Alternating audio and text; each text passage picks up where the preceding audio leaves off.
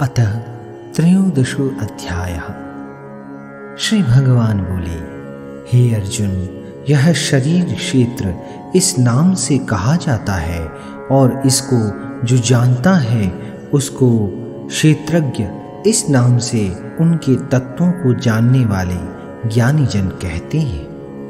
हे अर्जुन, तू सब क्षेत्रों में क्षेत्रज्ञ अर्थात जीवात्मा भी मुझे ही जान और क्षेत्रज्ञों अर्थात विकार सहित प्रकृति का और पुरुष का जो तत्व से जानना है वह ज्ञान है, ऐसा मेरा मत है। वह क्षेत्र जो और जैसा है तथा जिन विकारों वाला है और जिस कारण से जो हुआ है तथा वह क्षेत्रज्ञ भी जो और जिस प्रभाव वाला है वह सब संक्षेप में मुझसे सुन। यह क्षेत्र और क्षेत्रज्ञ का तत्व ऋषियों द्वारा बहुत प्रकार से कहा गया है और विविध वेद मंत्रों द्वारा भी विभाग पूर्वक कहा गया है तथा भली भांति निश्चय किए हुए युक्त युक्त ब्रह्म सूत्रों के पदों द्वारा भी कहा गया है। 5 महाभूत अहंकार, बुद्धि और मूल प्रकृति भी तथा 10 इंद्रियां, 1 मन और 5 इंद्रियों के विषय अर्थात शब्द, स्पर्श, रूप, रस और गंध तथा इच्छा, द्वेष, सुख, दुख, स्थूल देह का पिंड चेतना और धृति, इस प्रकार विकारों के सहित यह क्षेत्र संक्षेप में कहा गया है। श्रेष्ठता के अभिमान का अभाव, दंभाचरण का अभाव, किसी भी प्राणी को किसी प्रकार भी न सताना, क्षमा भाव, मन वाणी आदि की सरलता, श्रद्धा भक्ति सहित गुरु की सेवा, बाहर भीतर की शुद्धि, अंतःकरण की स्थिरता और मन इंद्रियों सहित शरीर का निग्रह, इस लोक और परलोक के संपूर्ण भोगों में आसक्ति का अभाव और अहंकार का भी अभाव, जन्म, मृत्यु, जरा और रोग आदि में दुख और दोषों का बार बार विचार करना, पुत्र, स्त्री, घर और धन आदि में आसक्ति का अभाव, ममता का न होना तथा प्रिय और अप्रिय की प्राप्ति में सदा ही चित्त का सम रहना, मुझ परमेश्वर में अनन्य योग के द्वारा अव्यभिचारिणी भक्ति तथा एकांत और शुद्ध देश में रहने का स्वभाव और विषयासक्त मनुष्य के समुदाय में प्रेम का न होना, अध्यात्म ज्ञान में नित्य स्थिति और तत्व ज्ञान के अर्थ रूप परमात्मा को ही देखना, यह सब ज्ञान है। और जो इससे विपरीत है वह अज्ञान है, ऐसा कहा है। जो जानने योग्य है तथा जिसको जानकर मनुष्य परमानंद को प्राप्त होता है उसको भली भांति कहूँगा। वह अनादि वाला परब्रह्म न सत ही कहा जाता है न असत ही। वह सब ओर हाथ पैर वाला, सब ओर नेत्र, सिर और मुख वाला तथा सब ओर कान वाला है, क्योंकि वह संसार में सबको व्याप्त करके स्थित है। वह संपूर्ण इंद्रियों के विषयों को जानने वाला है, परंतु वास्तव में सब इंद्रियों से रहित है तथा आसक्ति रहित होने पर भी सबका धारण पोषण करने वाला और निर्गुण होने पर भी गुणों को भोगने वाला है।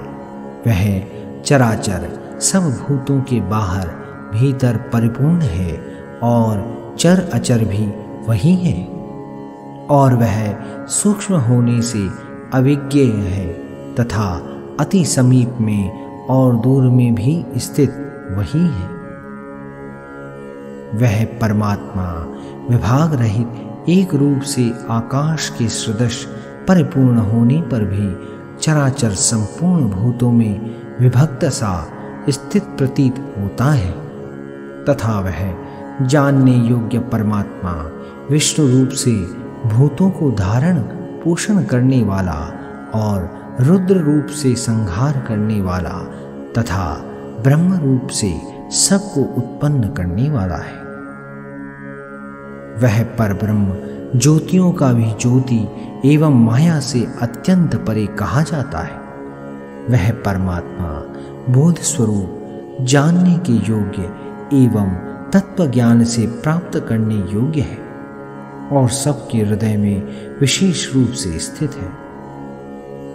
इस प्रकार क्षेत्र तथा ज्ञान और जानने योग्य परमात्मा का स्वरूप संक्षेप से कहा गया। मेरा भक्त इसको तत्व से जानकर मेरे स्वरूप को प्राप्त होता है।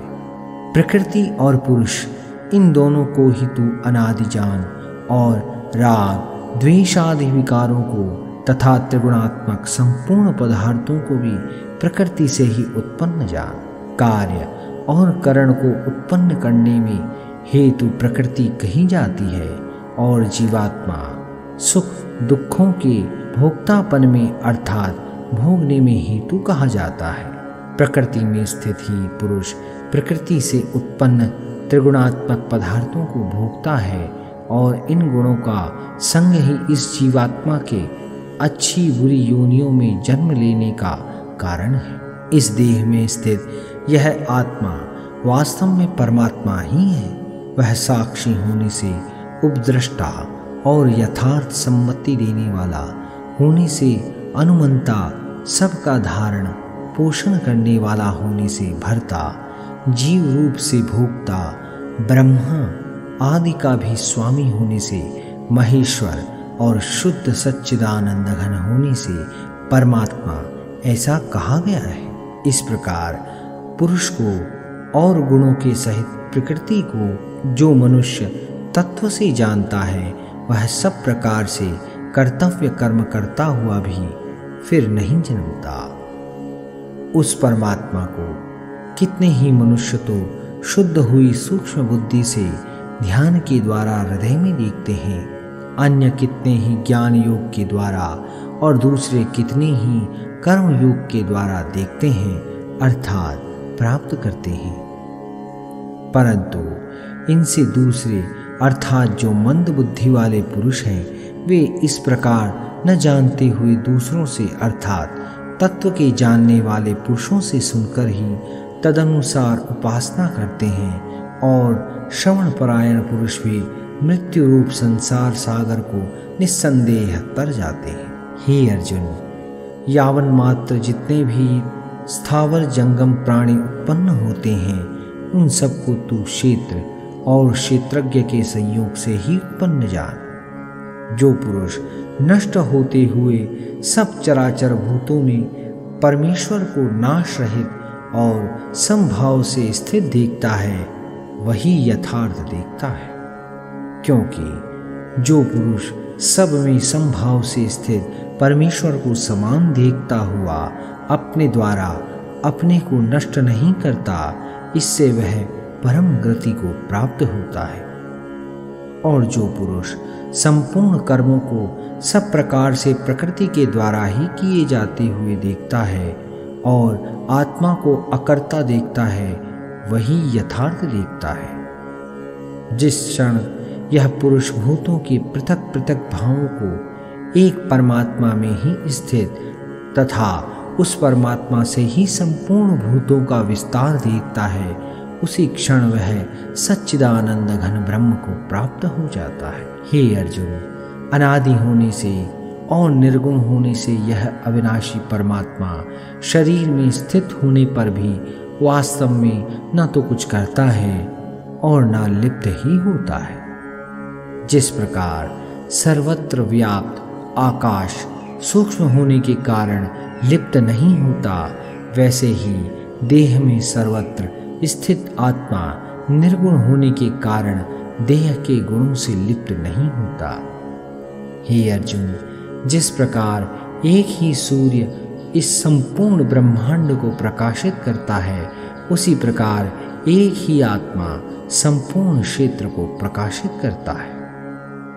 इस प्रकार क्षेत्र और क्षेत्रज्ञ के भेद को तथा कार्य सहित प्रकृति से मुक्त होने को जो पुरुष ज्ञान नेत्रों द्वारा तत्व से जानते हैं, वे महात्मा जन परम ब्रह्म परमात्मा को प्राप्त होते हैं। त्रयोदश अध्याय समाप्त।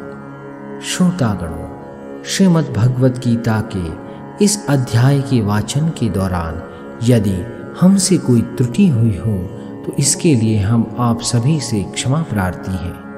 यदि आपको हमारा यह भक्तिमय प्रयास पसंद आया हो तो हमारे चैनल सेविया मार्ट को लाइक, सब्सक्राइब और शेयर करना ना भूलें। अन्य वीडियोस को देखने हेतु आई बटन को प्रेस करें। धन्यवाद। जय श्री